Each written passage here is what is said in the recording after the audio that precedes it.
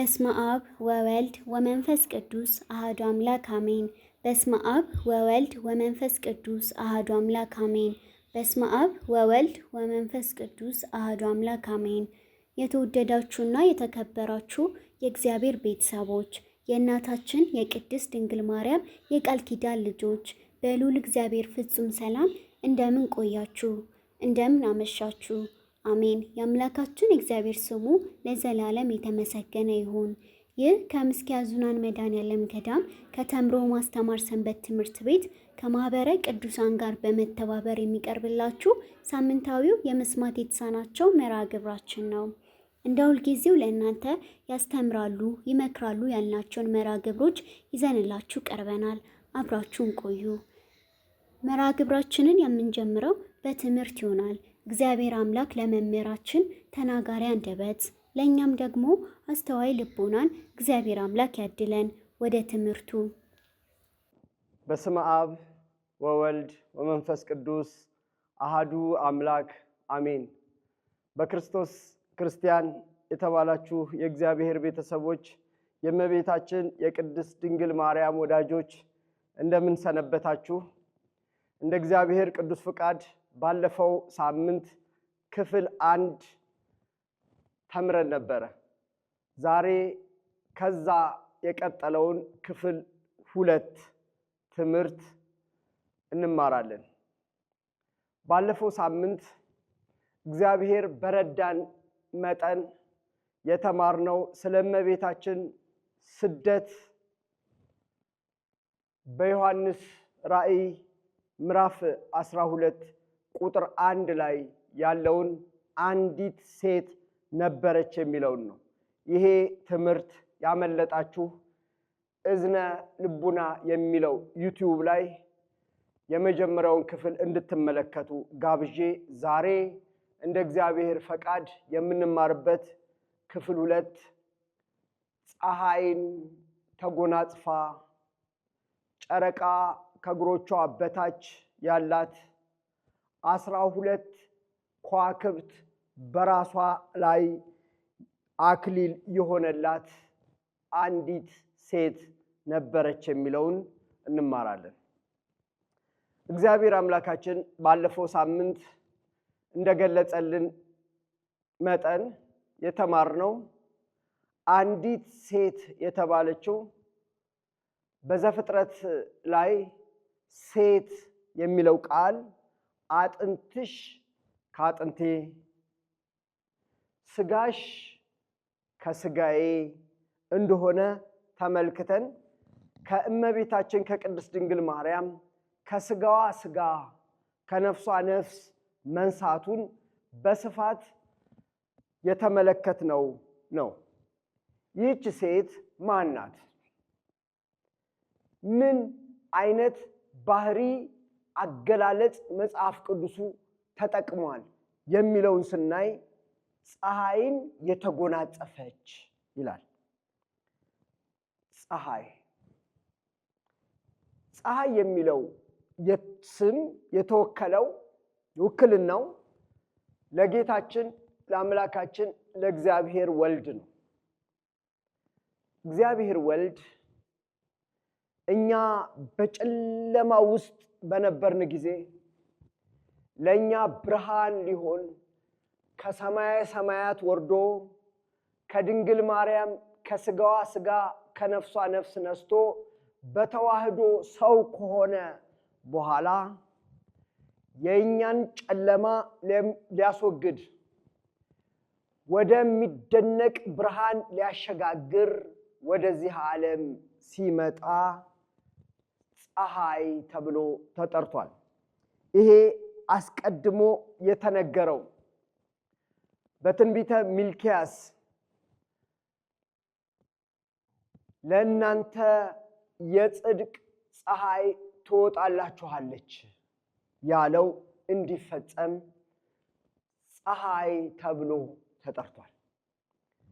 ፀሐይ የተፈጥሮዋን አይደለም፣ በሷ በፀሐይ ምሳሌ እግዚአብሔር ራሱን ስም አድርጎ መጥራቱ ነው። ፀሐይ የብርሃን ምንጭ ነው። ፀሐይ በተፈጥሮ የራሱ ብርሃን አለው። ሌሎቹ የራሳቸው ብርሃን የላቸውም። ማለትም ጨረቃ፣ ከዋክብት በራሳቸው ብርሃን አይደሉም። የራሱ ብርሃን ያለው ፀሐይ ነው። ምክንያቱም በተፈጥሮ ፀሐይ ከእሳት እና ከነፋስ የተፈጠረ ነው። ፀሐይ ከነፋስ በመፈጠሩ ይሽከረከራል። ከእሳት በመፈጠሩ ይሞቃል፣ ያቃጥላል። አሁን እዚህ ቦታ ላይ የሚታየው የፀሐይ ብርሃን ነው። ፀሐይን ተጎናጽፋ ሴቲቱ ታይታለች። ፀሐይ የተባለው እግዚአብሔር አምላካችን ነው ወገኖቼ። እግዚአብሔር ራሱን በብርሃን እየመሰለ ይናገራል። በመዝሙር ዳዊት መዝሙር 26 ቁጥር 1 ላይ እግዚአብሔር ብርሃኔና መድኃኒቴ ነው ተብሎ ተነግሮለታል። አዎ እግዚአብሔር ብርሃናችን ነው። አዎ እግዚአብሔር እኛን ለማዳን መጥቷል፣ ብርሃንም ሆኖናል። ስለዚህ የባህሪ ብርሃን ባለው በፀሐይ ተመሰለ። ፀሐይ የራሷ ብርሃን እንዳላት እንዲሁ እግዚአብሔር በባህሪው ብርሃን ነው። ከማንም ያልተቀበለው በባህሪው ብርሃን የሆነ እግዚአብሔር ነው። እግዚአብሔር ደግሞ በባህሪው ብርሃን ስለሆነ ለኛ በጸጋው በስጦታው እግዚአብሔር ለኛ እንድናበራ አድርጎናል። ይህንን በሉቃስ ወንጌል ምዕራፍ 1 ቁጥር 28 ላይ እግዚአብሔር ከአንቺ ጋር ነው ብሏታል። ይህንን አነጻጽሩ። በራእዩ ያያት ሴት ፀሐይን ተጎናጽፋ፣ ፀሐይን ይዛ፣ ፀሐይን አቅፋ ታይታለች። ከእርሷ ጋር የሆነው ብርሃን ፀሐይ ስለሆነ ፀሐይን ተጎናጽፈው ነው አለ። በመጽሐፍ ቅዱስ እግዚአብሔር ራሱን በዮሐንስ ወንጌል ምዕራፍ 9 ቁጥር 5 ላይ በዓለም ሳለሁ የዓለም ብርሃን ነኝ አለ። ፀሐይ ብርሃን ነው። ኢየሱስ ክርስቶስም እኔ በዓለም ሳለሁ ብርሃን ነኝ አለ። ብርሃናችን ሊጎበኘን መጥቷልና በዓለም ያሉትን ሕዝቦቹን ልጆቹን ሊጎበኝ የመጣ ብርሃን ኢየሱስ ክርስቶስ እኔ በዓለም ሳለሁ የዓለም ብርሃን ነኝ አለ። ይህንን ካህኑ ዘካርያስም በሉቃስ ወንጌል ምዕራፍ 1 ቁጥር 78 ላይ እንዲህ ይላል፣ ከላይ የመጣ ብርሃን በጎበኘበት ጊዜ ይላል። ይሄ ከላይ የመጣ ብርሃን ማን ነው? እኛን ፈልጎ የጠፉትን በጎቹን ፈልጎ የመጣ የዓለም ብርሃን ጌታችን አምላካችን መድኃኒታችን ፈጣሪያችን ኢየሱስ ክርስቶስ ነው። እርሱ ለሁላችን ብርሃን ነው። ይሄው ወንጌላዊ በዮሐንስ ወንጌል በዓለም ሳለሁ የዓለም ብርሃን ነኝ ብሎ የተናገረውን እንደጻፈው እንዲሁ በራእዩ ምዕራፍ 21 ቁጥር 23 ላይ እንዲህ ይላል፣ መብራቷ በጉ ስለሆነ ይላል። ስለኛ ብሎ መድኃኒት ለመሆን በግ ሆኖ የመጣልን ማን ነው? እርሱ የድንግል ማርያም ልጅ ኢየሱስ ክርስቶስ ነው። ስለዚህ እርሱ ብርሃን በጉ ብርሃኗ ስለሆነ ተብሎ ለመንግስተ ሰማያት እንኳ ብርሃኗ ኢየሱስ ክርስቶስ ነው። ለዓለም ብቻ አይደለም፣ ለሰማያዊ ሁሉ ብርሃን እርሱ ነው። ስለዚህ ፀሐይን ተጎናጽፋ ማለት ድንግል በድንግልና የወለደችው ልጇን አቅፋ ወደ ግብፅ ስትሰደድ ፀሐይን አቅፋ ነው። ብቻዋን አይደለችም። ቅዱስ ገብርኤል እንደነገረን ለዮሴፍ እንደነገረው እንዳዘዘው ሕፃኑንና እናቱን ይዘህ ወደ ግብፅ ሽሽ አለው። ይሄ ከመስከረም 26 እስከ ህዳር 5 ድረስ የምናስበው የምናየው የምንመለከተው የምንማረው ሁሉ ስለ ድንግል ማርያም ስደት ነው። ስለዚህ ድንግል ማርያም ፀሐየ ጽድቅ የሆነውን ኢየሱስ ክርስቶስን አቅፋ ወደ ግብፅ ለመሰደዷ ምን አለ? ፀሐይን ተጎናጽፋ አቅፋ ይዛ ወደ ግብፅ መሄዷን ነገረን። መልካም። ቀጥሎ ጨረቃ ከእግሮቿ በታች ያላት ሴት ማን ናት? ድንግል ማርያም ናት። የኪዳነ ምሕረትን ስዕል ስንመለከት ጨረቃ ከእግሮቿ በታች ሲቀመጥ ካያችሁ ይህንን የመጽሐፍ ቅዱስ ብርሃኗ በእጇ ላይ የሆነ እመብርሃን ድንግል ማርያም። እመብርሃን ማለት የብርሃን እናት ማለት ነው። ብርሃናውያን የሆኑ ፀሐይ፣ ጨረቃ፣ ከዋክብት መገለጫዎቿ ናቸው። ጨረቃ የት ነው ያለው? ከእግሮቿ በታች። ከእግሮቿ በታች ለምን ተባለ? እነዚህ ጨረቃ ምሳሌ የሆኑት ቅዱሳን ናቸው። ቅዱሳን ከድንግል ማርያም ክብር አይተካከሉም። ሌሎች ሴቶችን ጻድቃን፣ ቅድስት ስንላቸው፣ ቅዱሳት ስንላቸው፣ ጻድቃን ስንላቸው ከድንግል ማርያም እኩል አድርገን አይደለም።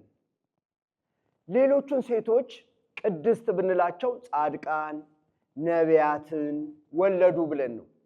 ድንግል ማርያም ግን የአምላክን እናት አምላክን የወለደች የፀሐይ እናት ስለሆነች ድንግል ማርያም ቅድስተ ቅዱሳን ነው የምንላት። የጻድቃኖች እናት ነው የምንላት። ክብሯ ከፍ ያለ ነው። እርሷ ከበላይ ጨረቃ ከበታች ነው። ቅዱሳን ቅዱሳት ከስሯ ናቸው። ከእርሷ የሚተካከሉ አይደሉም። አባቶቻችን ሊቃውንት ሲመስሉ ምን ይላሉ? ድንግል ማርያምን በተራራ ይመስሏታል።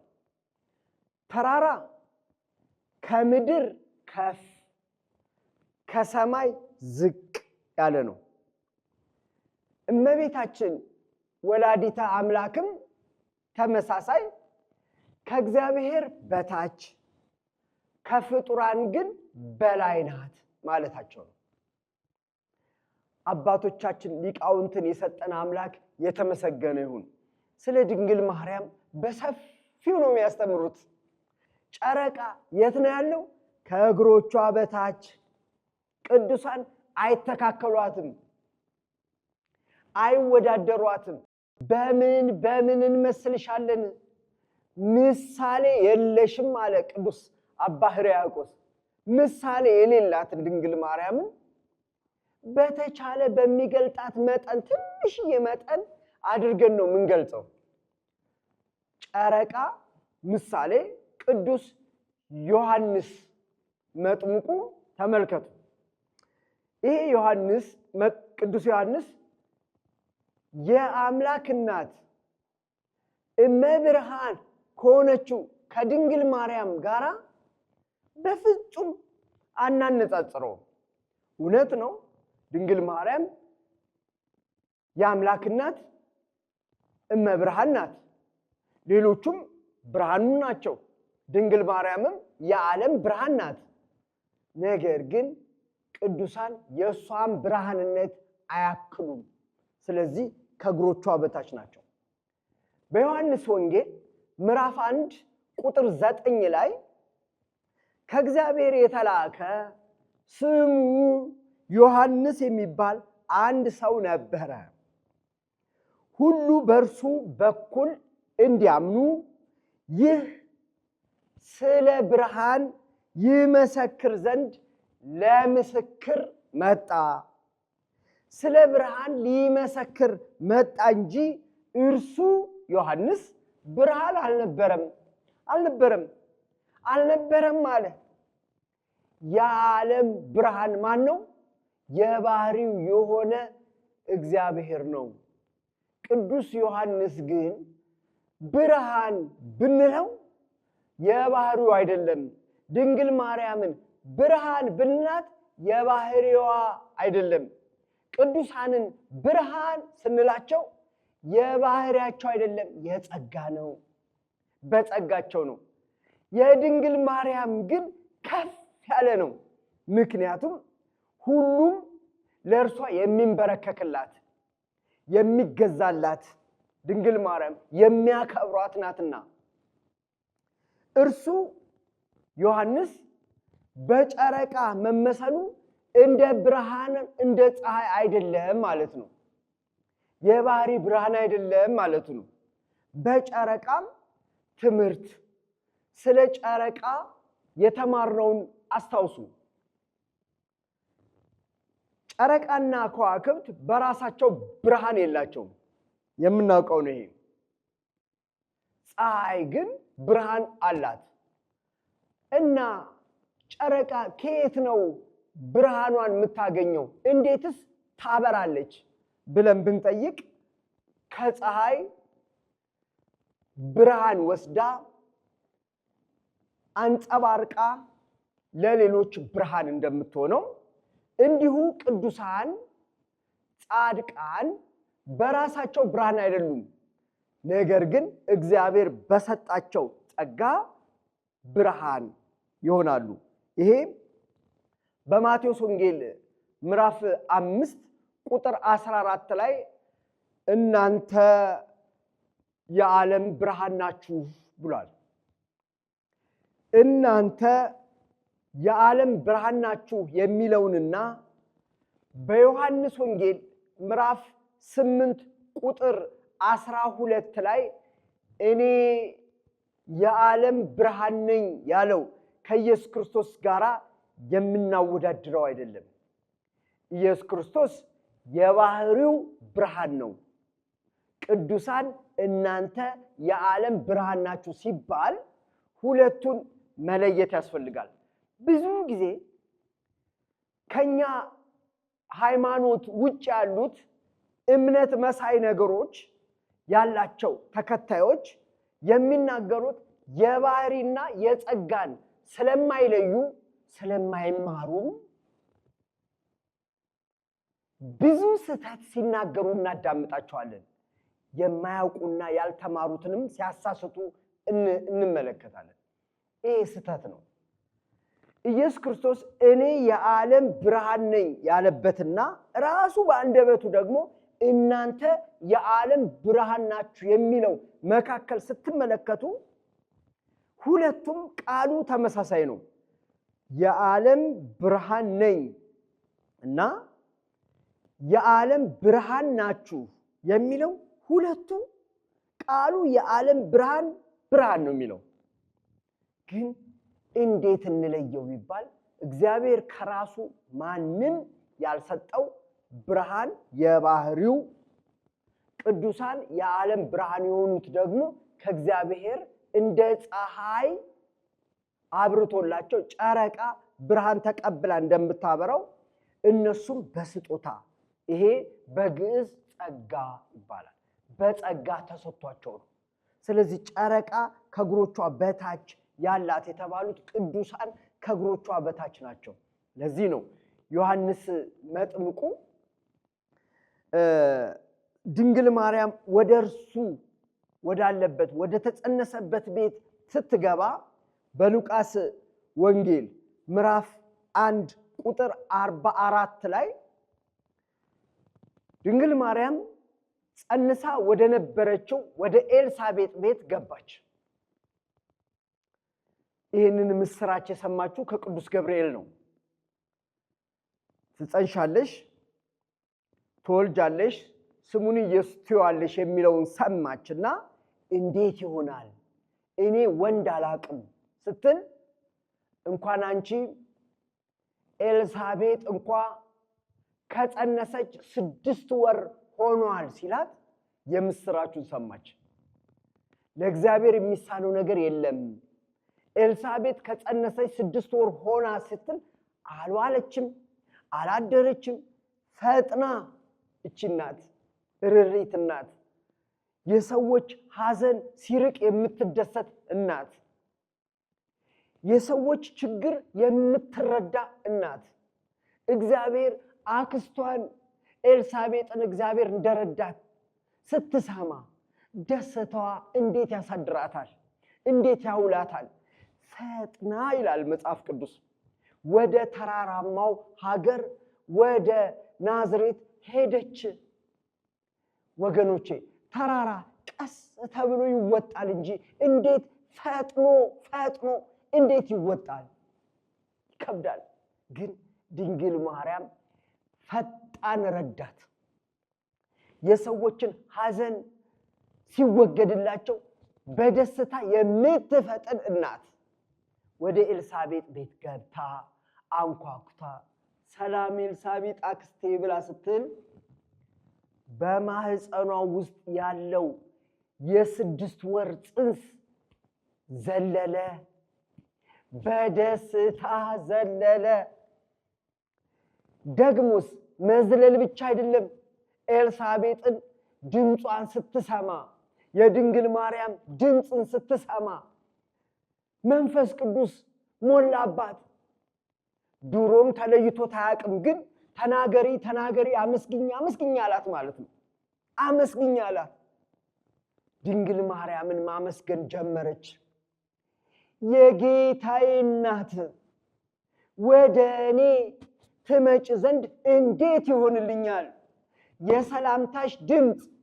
የሰላምታሽ ድምፅ በጆሮዬ በመጣ ጊዜ በሰማሁ ጊዜ ጽንሱ በማህፀኔ ውስጥ በደስታ ዘሏልና ከጌታ የተነገረላት ቃል ይፈጸማልና ያመነች ብፅዕት ናት ብላ አመሰገነች።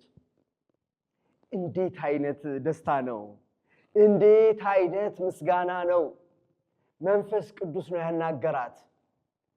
ድንግል ማርያም ድምፅ፣ የድንግል ማርያም ትምህርት፣ የድንግል ማርያም ታሪክ ሲነገር የማይደሰት ማን ነው ብትሉ ሰይጣን፣ ያሳደዳት ሰይጣን፣ የሚጠላት ሰይጣን ብቻ ነው ስለ ድንግል ማርያም የማይደሰት።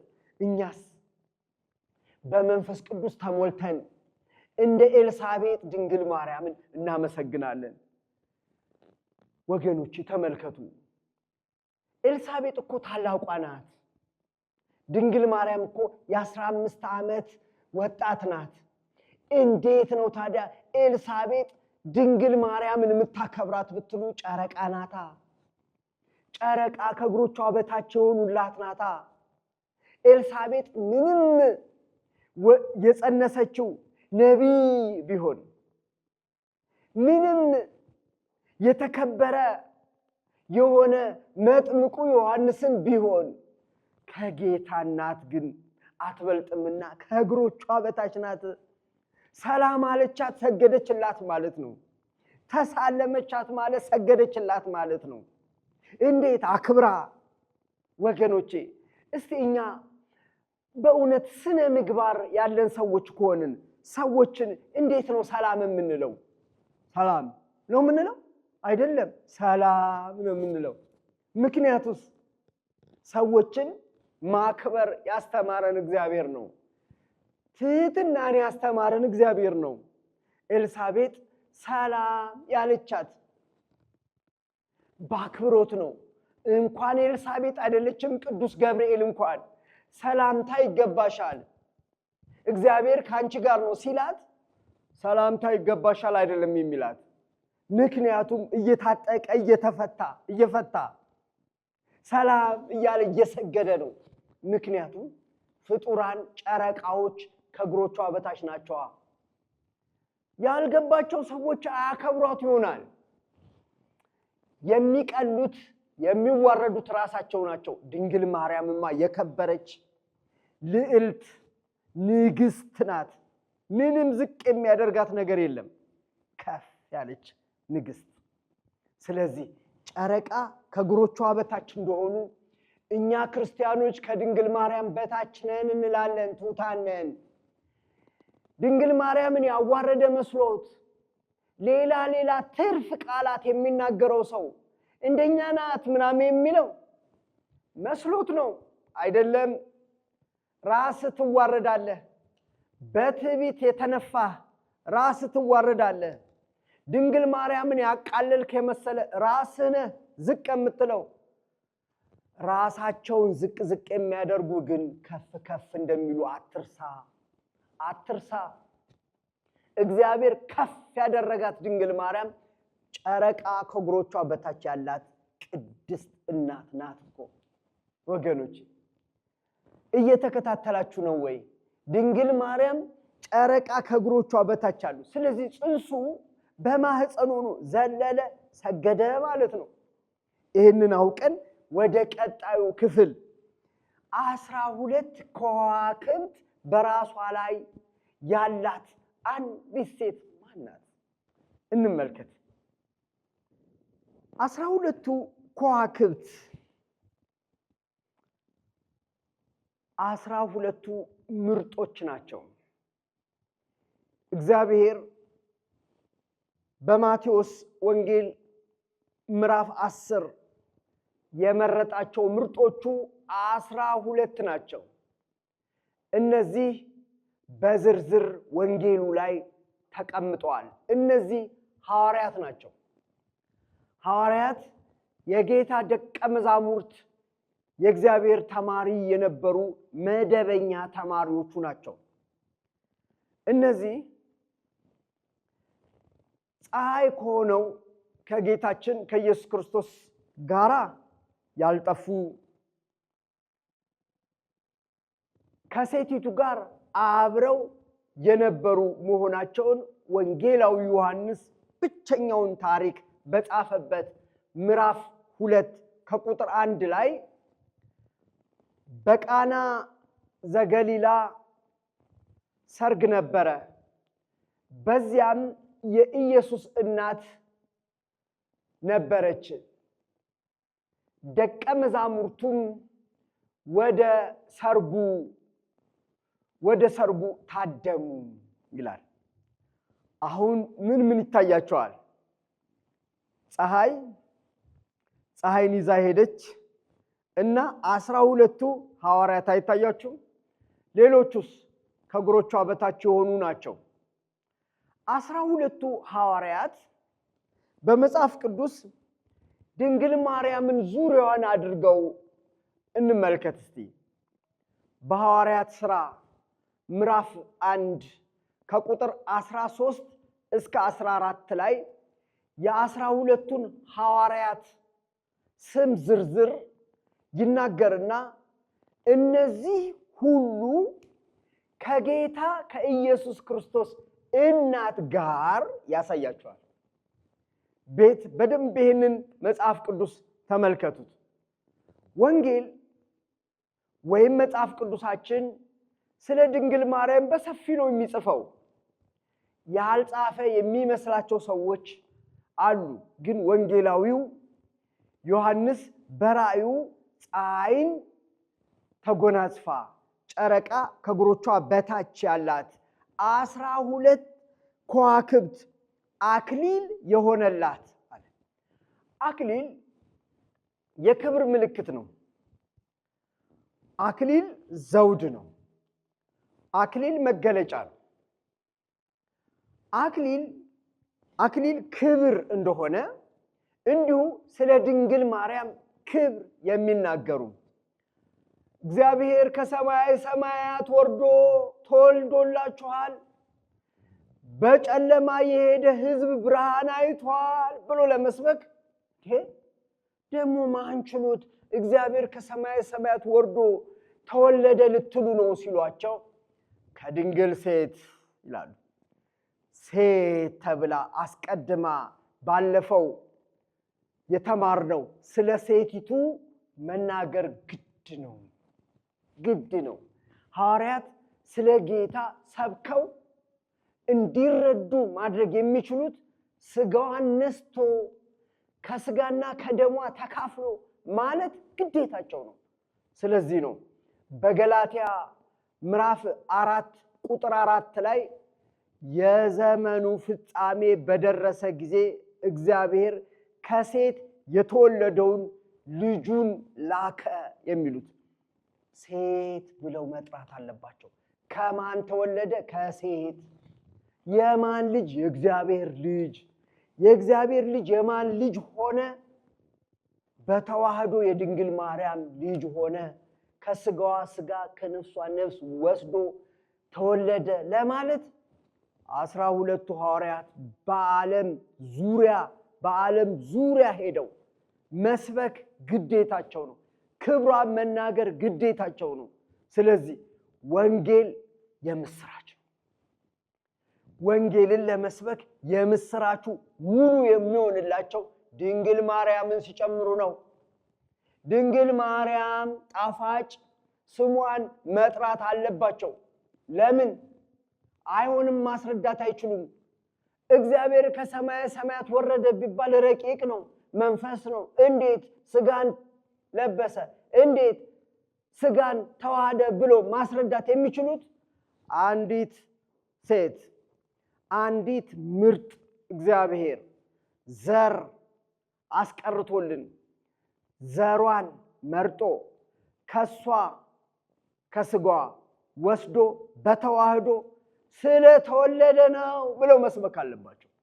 ስለዚህ ሐዋርያት በደንብ በስፋት ጽፈው ነው ያስተማሩት።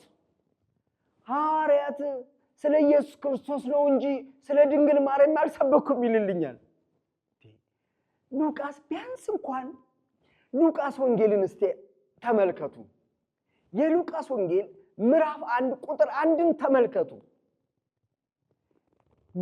መጽሐፍ ቅዱስን ስንገልጥ ስለ ድንግል ማርያም በስፋት ተጽፏል።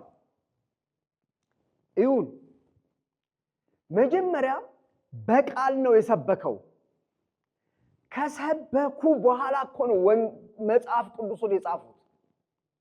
ምክንያቱም በቃል ያለ ይረሳል፣ በመጽሐፍ ያለ ይወረሳል ተብለው በመጽሐፍ ያለውን ለመውረስ ግዴታ ታሪኩን በተራ ቅደም ተከተል አሰልፎ መጽሐፍ አለበት ሉቃስ ወንጌላዊ። መጀመሪያ ቴዎፍሎስ ለተባለው መስፍን አስተማረው። ካስተማረው በኋላ እንዲጽፍለት ቅዱስ መንፈስ የእግዚአብሔር መንፈስ አነሳሳው፣ አሳሰበው። ከዛ እንዲህ አለ፣ የከበርክ ቴዎፍሎስ ሆይ ሌሎች መጽሐፍትን ታሪክን በየተራው ሊጽፉ እንደሞከሩ እኔም የተማርከውን ቃል እጽፍልህ ዘንድ መልካም ሆኖ ታየኝ። አስተዋላችሁ? አስቡት። መጀመሪያ ምን ሆኖ ነበር? ተምሮ ነበረ ማለት ነው። የተማርከውን እርግጡን ታውቅ ዘንድ እጽፍልህ ዘንድ መልካም ሆኖ ታየኝ ብሎ ስለ ዘካርያስ ካህኑ፣ ስለ ኤልሳቤጥ እናቱ፣ ስለ መጥምቁ ዮሐንስ ተናገረና ቀጥሎ ስለ ድንግል ማርያም በ6ኛው ወር በናዝሬት ገሊላ የምትኖር ቅድስት ድንግል አንዲት ድንግል ነበረች። ቅዱስ ገብርኤል ወደ እርሷ ተላከ እያለ መልእክቱን ይነግረናል። አሁን ይሄ ስለማን ነው የሚያወራው? ስለ ድንግል ማርያም መጽነስ ብስራቱን መስማቷን ወንጌል ይሄ ነው። ስለ ድንግል ማርያም አልናገርም ማለት ወንጀል ነው። ወንጌል የሚባለው ስለ ድንግል ማርያም በስፋት መናገር፣ ስለ ልጇ ማሳወቅ ነው። ፀሐይን ተጎናጽፋ እያለ የተጎናጸፈችውን መለየት አያስፈልግም። መጎናጸፊያውን አትክፈፍ። መጎናጸፊያ የተጎናጸፈችው ልጇን ነው። ልጇን ተናግሮ እናቲቱን ማስቀረት አይቻልም። ስለዚህ ነው ከዋክብቱ የተባሉት 12ቱ ሐዋርያት አክሊላቸው ዘውዳቸው ድንግል ማርያም ናት። ስለዚህ አክሊሉ ሆኑላት። ስለዚህ እናትየዋ ድንግል ማርያም ከመስቀል ስር ሲያት ልጇ አደራ ልጅሽ እነሆ ብሎ ሰጣት። እናቲቱን እንደሰጣት እንዲሁ ደግሞ ቅዱስ ዮሐንስ ወንጌላዊ ደግሞ እነኋት እናትህ ብሎ እናት እንድትሆነው ሰጣት። መጽሐፍ ቅዱስ በዮሐንስ ወንጌል ምዕራፍ 19 ከቁጥር 26 እስከ 27 ታነቡ ይህንን ታሪክ ታገኛላችሁ። እናቱን እናት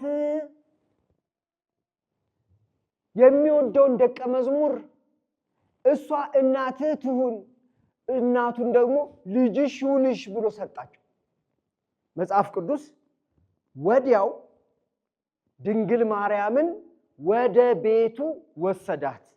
በመጽሐፍ ቅዱስ 2 ጊዜ ይህንን እናገኛለን ስለ መውሰድ። አንደኛው ለዮሴፍ ነው። ዮሴፍ ሆይ የምትጠብቃትን እጮኛ ማርያምን ለመውሰድ አትፍራ ሲባል፣ ዮሐንስን ወንጌላዊውን ደግሞ እናትህ እነኋት ሲለው ወዲያው ወደ ቤቱ ወሰዳት ይላል። ዮሴፍ ወደ ቆጠራ ቦታ ወሰዳት፣ አልተለያትም። ዮሐንስ ወደ ቤቱ ወሰዳት፣ ለግሉ ነው አይደለም። እናት እንድትሆነው ሲሰጠው የወሰዳት ወደ ሐዋርያት ህብረት ነው። ይህንን ነው ሐዋርያት ሥራ ምዕራፍ 1 ቁጥር 14 ላይ ያልኳችሁ፣ ከሐዋርያት ጋር አብራ ነው የኖረችው። ስለዚህ ድንግል ማርያም 12ቱ ከዋክብት የሆኑላት ተባለች። ቀጣይ ክፍልን ደግሞ ስለ እመቤታችን ስለ ድንግል ማርያም ስደት በስፋት የተጻፈበትን ከቁጥር 2 ጀምሮ እንመለከታለን። ይሄ ክፍል 2 ነው። በቀጣይ ሳምንት ደግሞ ክፍል 3ን እንመለከታለን። ወስብሐት ለእግዚአብሔር ወለወላዲቱ ድንግል ወለመስቀሉ ክቡር አሜን። ይቆየን። ለመምህራችን እግዚአብሔር አምላክ ቃለ ሕይወትን ያሰማልን፣ ቃለ ሕይወትን ያሰማልን። አሜን። ከዚህ በመቀጠል የሰንበት ትምህርት ቤታችን መዘምራን መዝሙር ያቀርቡልናል። አብረን እንዘምር።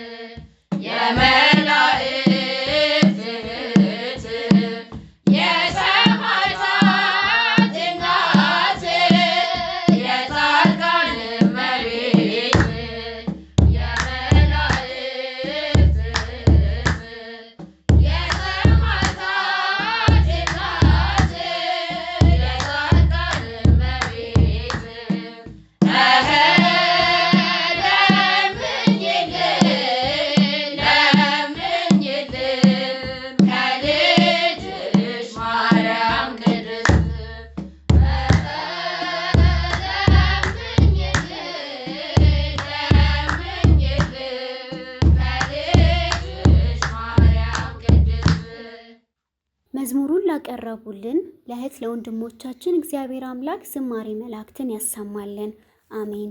ከፊታችን ባለው ሳምንት ከምናከብራቸው በዓሎች መካከል የአባታችን አቡነ አረጋዊ ዘደብረ ዳሞና የቅዱስ ፊልጶስ ሐዋርያ ነው። ትንሽ እንበላችሁ። አቡነ አረጋዊ ዘደብረ ዳሞ በሀገራችን ስም አጠራራቸው ከከበረ አባቶች አንዱ እኚህ ጻድቅ ናቸው። ጻድቁ የተወለዱት በ5ኛው መቶ ክፍለ ዘመን አጋማሽ አካባቢ ሲሆን ወላጆቻቸው ንጉሥ ይስሐቅና ቅድስት ዕድና ይባላሉ። የተወለዱትም ሮም ነው። ስማቸው ብዙ አይነት ነው። ወላጆቻቸው ዘሚካኤል ሲሏቸው በበረሃ ገብረ አምላክ ተብለዋል። በኢትዮጵያ ደግሞ አረጋዊ ይባላሉ። አቡነ አረጋዊ ምንም የንጉሥ ልጅ ቢሆኑም በልጅነታቸው መጻሕፍትን ተምረው ነበርና ጠፍተው ገዳም ገቡ። በዚያም በገዳም የታላቁ ቅዱስ ጳቁሚስ ደቀ መዝሙር ሆነው ከአባ ቴዎድሮስ ጋር ሥርዓተ መነኮሳትን ተምረዋል። ከመነኮሱም ከዓመታት በኋላ ወደ አገራቸው ሮም ተመልሰው በማስተማር 7 ያህል የቤተ መንግሥት ሰዎችን ወደ ምናኔ ማርከዋል። የት ልሂድ ብለው ሲያስቡም ቅዱስ መልአክ በክንፉ ጭኖ ወስዶ ኢትዮጵያን አሳያቸው። ተመልሰውም ለ8 ባልንጀሮቻቸው ሀገርስ ባሳያችሁ ሐዋርያ ሳያስተምራት በሕጉ በሥርዓቱ ጸንታ የምትኖር ብለው ከ8ቱ ጋር ወደ ኢትዮጵያ መጡ። በዚህ ጊዜም እናታቸው ቅድስት ዕድናና ደቀ መዝሙራቸው አባ ማትያስ አብረው ነበሩ። ወደ ሀገራችን የመጡ በ470ዎች አካባቢ ሲሆን በክብር ተቀብሏቸዋል። እዛም ተቀምጠው መጽሐፍትን እየተረጎሙ ወንጌልን እየሰበኩ ቆይተዋል። ለስራ በተለያዩ ጊዜ አቡነ አረጋዊ ባት ፍለጋ ብዙ ደክመዋል። በመጨረሻ ግን ደብረ ዳሞን ወይም ደብረ ሃሌሉያን አይተው ወደዷት። የሚወጡበት ቢያጡ ጅራቱ 60 ክንድ የሚያህል ዘንዶ ተሸክሞ ከላይ አድርሷቸዋል። እንደወጡም ሃሌሉያ ለአብ፣ ሃሌሉያ ለወልድ፣ ሃሌሉያ ለመንፈስ ቅዱስ ብለው ቢያመሰግኑ ከሰማይ ህብስት ወርዶላቸው ተመግበዋል። በዚያም ቦታ ደብረ ሃሌሉያ ተብላለች። ምናኔን በማስፋፋታቸውና ስርዓቱን በማስተማራቸው የኢትዮጵያ መነኮሳት አባት ይባላሉ። አቡነ አረጋዊ በሕይወታቸው ከተጋድሎ ባሻገር ወንጌል አገልግሎትን፣ መጽሐፍትን በማዘጋጀት ደክመዋል። ቅዱስ ያሬድና አጼ ገብረ መስቀል ወዳጆቻቸው ነበሩ። በተራራው ግርጌ ያለችውን ኪዳነ ምሕረት ለሴቶች ቀዳማዊ መነኮስ እናታቸው ንግሥት ዕድና ሆናለች። ጻድቁ ቅዱስ ሕይወታቸውን ፈጽመው በተወለዱ በ99 ዓመታቸው በዚህ ቀን በገዳሙ በስተ ምስራቅ አካባቢ ተሰውረው ብሔረ ሕያዋን ገብተዋል። ጌታም 15 ትውልድን የሚያስምር የምሕረት ቃል ኪዳን ሰጥቷቸዋል። ሁለተኛው ቅዱስ ፊልጶስ ሐዋርያ ነው። ቅዱስ ፊልጶስ ከ72ቱ አርድእት ይቆጠራል። ቅዱስ ፊልጶስ ያደገው የኖረውም በቄሳሪያ አካባቢ ሲሆን ባለትዳር የልጆች አባት ነው። ጌታ ሲጠራው እንኳን 4 ደናግል ሴቶች ልጆች ነበሩት። ከጌታ ሕማማት በፊት ተልኮ አስተምሯል። ከባለ 50 በኋላም 7ቱ ዲያቆናት ሲመረጡ አንዱ እርሱ ነበር። በቅዱስ እስጢፋኖስ መሪነት 8000 ማህበር አገልግሏል። ቅዱስ እስጢፋኖስ ተገሎ 8000 ማህበር ሲበተንም ቅዱስ ፊልጶስ 4ቱ ልጆቹን አስከትሎ ወደ ሰማርያ ወርዷል። በዚያም መሰረት ስምዖንን ጨምሮ የሀገሪቱን ሰዎች አሳምኖ አጥምቋል።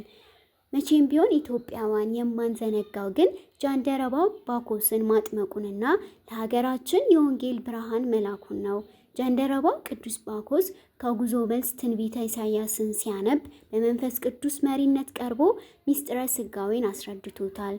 ቅዱስ ፊልጶስ በቀሪ ዘመኑ ከተባረኩ 4 ደናግል ልጆቹ ጋር ሲሰብክ ኖሮ በዚያሽ ቀን አርፈዋል። እግዚአብሔር አምላክ ከጻድቁ ረድኤት በረከት ያሳትፈን፣ አሜን። የመጨረሻ መርሃ ግብራችን ላይ ደርሰናል። ይህም የምልክት ቋንቋ ትምህርት ነው። ለመምህራችን ተናጋሪ አንደበት፣ ለእኛም ማስተዋይ ልቦናን እግዚአብሔር አምላክ ያድለን። እኛ ከወዲሁ እንሰናበታለን። እግዚአብሔር አምላክ የሳምንት ሰው ይበለን፣ አሜን። በስመ አብ ወወልድ ወመንፈስ ቅዱስ አሐዱ አምላክ አሜን። በስመ አብ ወወልድ ወመንፈስ ቅዱስ አሐዱ አምላክ አሜን። በስመ አብ ወወልድ ወመንፈስ ቅዱስ አሐዱ አምላክ አሜን። ሰላም እግዚአብሔር ከሁላችን ጋር ይሁን፣ አሜን። ዛሬ የኢትዮጵያ ምልክት ቋንቋ ትምህርታችንን እንቀጥላለን። የስሜት ገላጭ ምልክቶች። መሳቅ፣ መሳቅ፣ ማኩረፍ፣ ማኩረፍ፣ ማዘን፣ ማዘን፣ ማልቀስ፣ ማልቀስ፣ መለመን፣ መለመን። እባክህ ለወንድ፣ እባክህ ለሴትም እንደዛ ሆኖ እባክሽ፣ እባክሽ። ስሜት፣ ስሜት፣ መደሰት፣ መደሰት፣ መውደድ፣ መውደድ፣ መቆጣት፣ መቆጣት፣ መንቃት፣ መንቃት፣ መንቃት፣ መድከም፣ መድከም፣ ቅናት፣ ቅናት፣ መናደድ፣ መናደድ፣ ማመስገን፣ ማመስገን፣ መታገስ፣ መታገስ። አንድ ጊዜ እንድገመው። መሳቅ፣ መሳቅ፣ ማኩረፍ፣ ማኩረፍ፣ ማዘን፣ ማዘን፣ ማልቀስ፣ ማልቀስ፣ መለመን፣ መለመን። እባክህ፣ እባክህ፣ እባክሽ፣ እባክሽ። ስሜት፣ ስሜት፣ መደሰት፣ መደሰት፣ መውደድ፣ መውደድ፣ መቆጣት፣ መቆጣት፣ መንቃት፣ መንቃት፣ መድከም፣ መድከም፣ ቅናት፣ ቅናት፣ መናደድ፣ መናደድ፣ ማመስገን፣ ማመስገን፣ መታገስ፣ መታገስ። ወስብሐት ለእግዚአብሔር።